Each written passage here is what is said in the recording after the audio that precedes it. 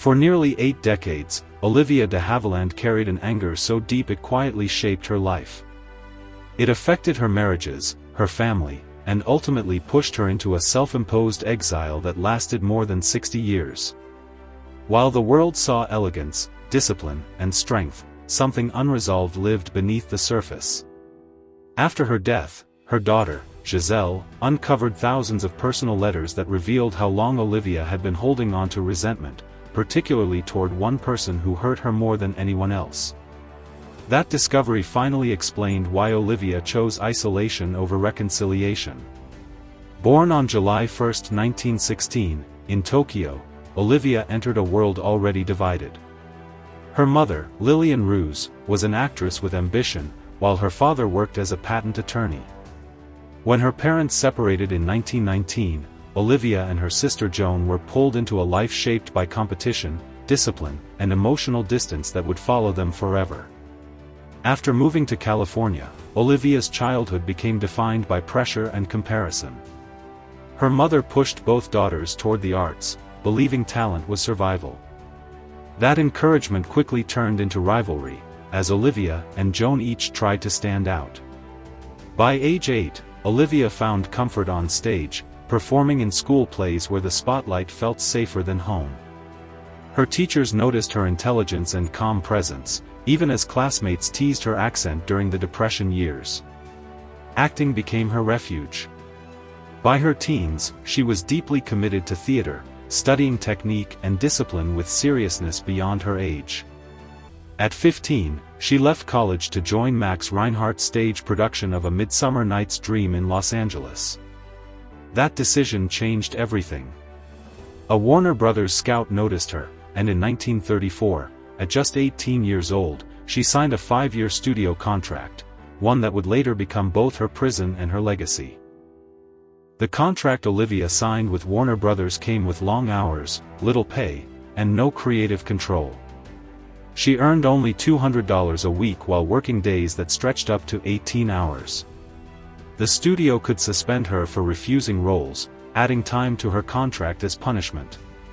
Her film debut in A Midsummer Night's Dream lasted only minutes and paid almost nothing, despite her being personally chosen by Reinhardt.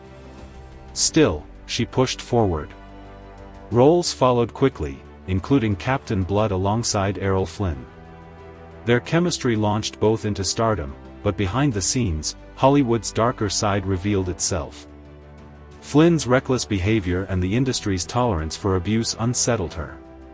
Even as her fame grew, her salary barely increased. Olivia realized her value far exceeded her treatment. That realization planted the seed for a fight that would later change Hollywood labor law forever. By the late 1930s, Olivia became one of Warner Brothers' most bankable stars. Films like Anthony Adverse earned her critical acclaim and her first Oscar nomination at just 20 years old. Yet the studio refused to raise her pay fairly. The cruelty of the system became even clearer during The Charge of the Light Brigade, where animals were abused on set. The trauma stayed with her and shaped her lifelong advocacy for animal rights. In 1939, Gone with the Wind gave her the role of Melanie Hamilton, a performance that became iconic. Though Vivien Leigh earned far more, Olivia's quiet strength anchored the film emotionally.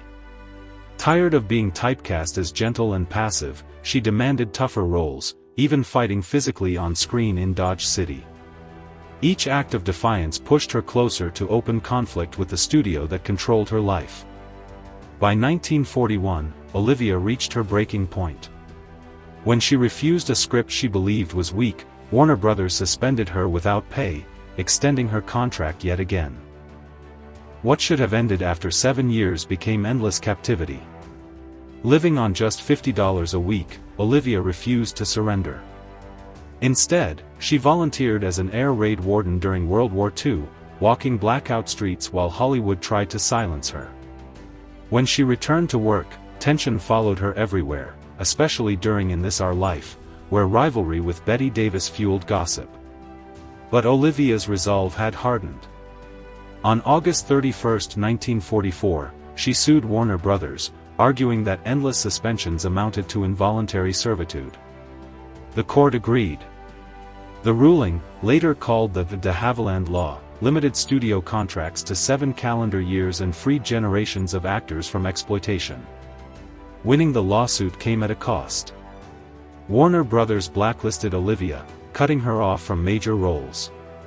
Still, her victory reshaped Hollywood forever. Free at last, she chose her projects carefully. Into each his own, she delivered one of the most emotionally devastating performances of her career while privately grieving a miscarriage. The pain was real, and it showed. In 1947, she won the Academy Award for Best Actress. Yet even success brought conflict. Clashes with co-stars and directors followed her reputation for discipline. Olivia demanded precision and professionalism, refusing to be diminished. She moved away from studio dominance and worked with United Artists, gaining control over her career for the first time. The woman once trapped by contracts had become a symbol of resistance, proving that dignity and determination could outlast power. As Hollywood changed, Olivia's personal life grew more complicated. Her marriage to writer Marcus Goodrich ended in betrayal, debt, and public humiliation after his novel portrayed a character resembling her cruelly. Her second marriage to Pierre Galanti brought stability and the birth of her daughter, Giselle, but even that union eventually collapsed under infidelity and custody battles. Her relationship with her sister Joan Fontaine never healed. Childhood rivalry turned into lifelong bitterness, marked by public snubs and silence even after death. Olivia chose distance over reconciliation, carrying that resentment to the end. Meanwhile, her work continued across film, television, and voice acting, though studios like Disney underpaid her quietly. Olivia had learned when to fight and when to walk away. That balance became her survival. In later years, Olivia shifted toward television, delivering haunting performances like The Screaming Woman, where silence became her most powerful tool. She endured physical risk, exhaustion, and even real danger on sets well into her 60s. Appearances on shows like Murder, She Wrote allowed her to weave her own history into fiction, subtly reminding audiences who she was.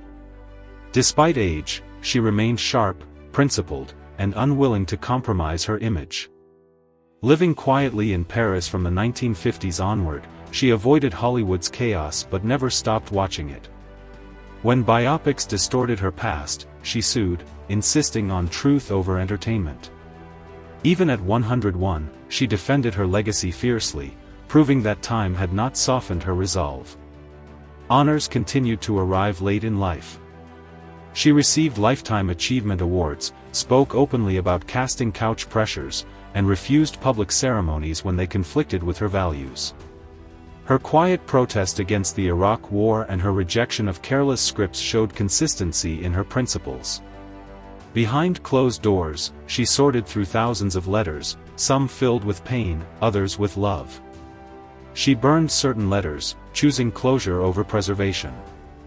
When she died in 2020 at age 104, her estate went entirely to her daughter, leaving nothing to her sister's descendants, a final reflection of wounds never healed. The letters she donated to the Academy became historical evidence of a life lived fiercely, privately, and on her own terms. Olivia de Havilland's legacy is not only found in her films but in the freedom she fought for. Her lawsuit changed Hollywood forever, protecting actors from exploitation and reshaping labor law. She lived long enough to see the industry transform, though never perfectly.